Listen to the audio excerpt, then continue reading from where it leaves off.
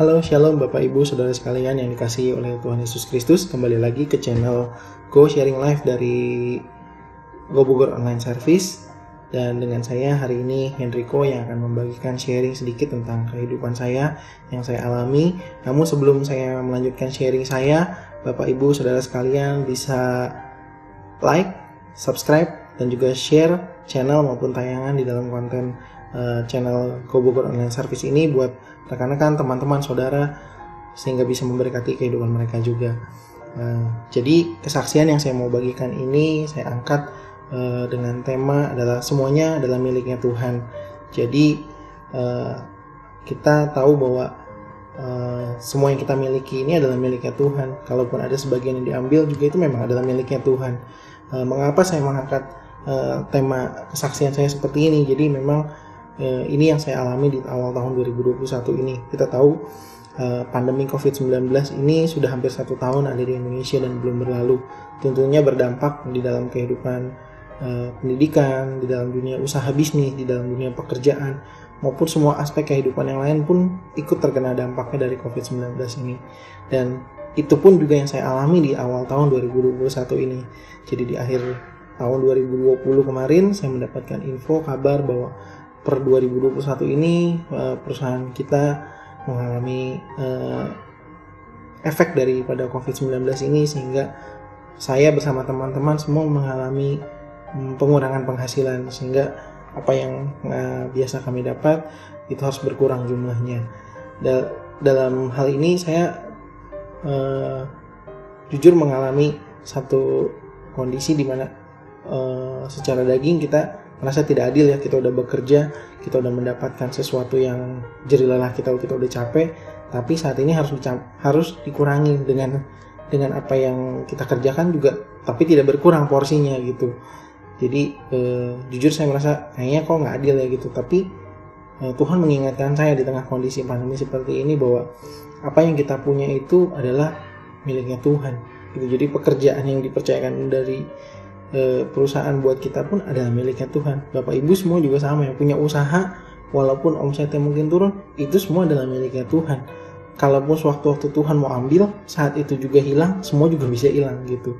Jadi saya diajar untuk bisa mengucap syukur ketika hal ini terjadi, dan tentunya saya percaya hikmat Tuhan menyertai kehidupan saya juga, dan juga mungkin Bapak Ibu juga sama yang terdampak seperti ini. Saya mau menguatkan bahwa Tuhan punya rencana ketika ada sesuatu yang diambil dari hidup kita, bahwa ketika itu diambil artinya memang itu bukan bagiannya hidup kita, dan kita percaya bahwa Tuhan menjanjikan sesuatu yang jauh lebih baik daripada apa yang diambil saat ini. Itu yang harus kita pegang, bahwa sesuai dengan kapasitas kemampuan kita bisa mengelolanya, kita harus tetap bisa bersyukur, dan itulah yang kita miliki. Dan Tuhan mengingatkan beberapa hal yang harus kita miliki ketika ada sesuatu yang diambil dari hidup kita itu. Kita harus tetap bisa memiliki sikap-sikap ini. Yang pertama adalah tetap kita berpikiran positif dengan diisi oleh firman Tuhan. Jadi pikiran kita jangan sampai dipengaruhi oleh lingkungan kita, jangan sampai dipengaruhi oleh perkataan orang, tapi kita tetap pegang teguh firman Tuhan bahwa Tuhan pasti pelihara hidup kita, dan juga apa yang diambil ini kita percaya semuanya itu milik Tuhan, dan kalaupun Tuhan mau mempercayakan lagi, Tuhan pasti akan memberikan buat kita. Yang kedua adalah jangan kita sampai tawar hati. Dikatakan di dalam Amsal 24 ayat 10, jika engkau tawar hati pada masa kesusahan, kecilah kekuatanmu. Jadi jangan kita menjadi tawar hati ketika masa-masa sulit seperti ini. Walaupun ada bagian yang diambil dari hidup kita, kita jangan menjadi pribadi yang tawar hati. Yang ketiga adalah kita tetap menjadi pribadi yang tetap konsisten dan tidak menurunkan standar. Jadi dalam hal yang kita melakukan segala sesuatunya, apa yang dipercayakan dalam hidup kita harus tetap konsisten dan tidak menurunkan standar. Tuhan mengingatkan itu untuk kita tetap menjadi pribadi yang tetap setia, walaupun kalau secara orang dunia berkata dengan pekerjaan yang sama tapi penghasilannya kurang, kayaknya nggak adil, baik kita turunkan standar pekerjaan kita. Jangan seperti itu. Jadi kita tetap harus konsisten dan tidak menurunkan standar kita dalam apa yang kita kerjakan.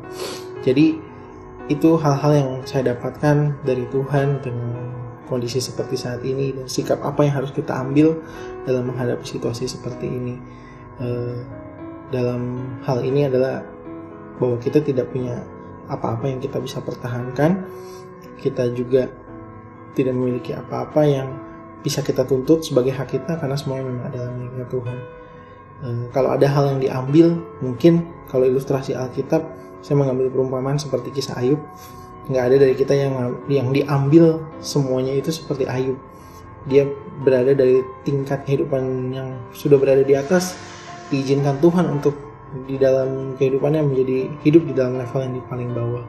Dan dia cuma bisa berkata bahwa dengan telanjang dia keluar dari kandungan ibunya, dan juga dengan telanjang dia akan kembali di dalam Tuhan, bahwa Tuhan yang memberi, Tuhan juga akan mengambil, terpujilah nama Tuhan. Hanya itu yang dia bilang, bahwa jadi dia tidak punya apa-apa, semuanya adalah miliknya Tuhan. Dan sampai akhir hidupnya Tuhan tetap menemukan kehidupan Ayub tetap saleh, tetap hidup benar, dan tidak bercacat celah.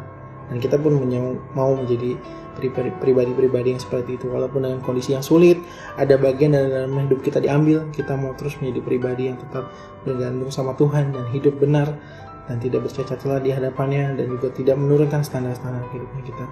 Penuhi pikiran kita terus-menerus dengan pikiran-pikiran daripada Kristus lewat firman Tuhan, dan kita percaya sama-sama kita pasti akan bisa melewati semua kondisi yang saat ini tidak baik. Tentunya nantinya akan menjadi sesuatu yang baik pada waktunya Tuhan.